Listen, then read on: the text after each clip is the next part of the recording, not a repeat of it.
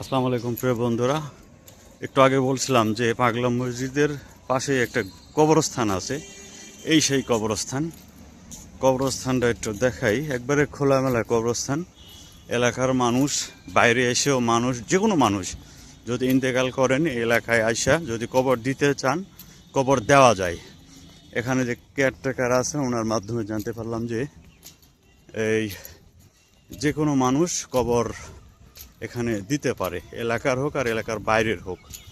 এলাকা কবরস্থানের পাশ দিয়ে সুন্দর কিন্তু একটা রাস্তা গেছে, আর এই সাইডে একটা খাল আর কি, নদী বলা যায়, খাল। পানির স্রোত তো নাই, পানি যাওয়া আসা করে না। তো যাই হোক, দেখাই শত শত কবর, দেখুন শত শত কবর, শত শত কবর, আর অনেক বড় এলাকা। আপনাদেরকে একটু দেখাচ্ছি, দেখতে থাকুন। আসসালামু আলাইকুম।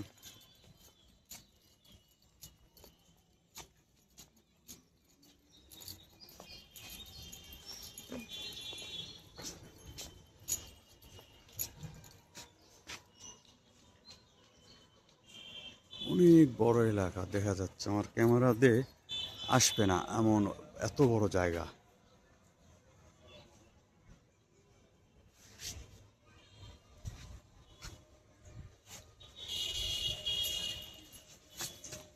আজকে ঈদের দিন, অনেকের আত্মীয় স্বজন এসে গোর জিয়ারত করতেছে, নামাজ শেষ করে আইসে আর কি গোর জিয়ারত করতেছে।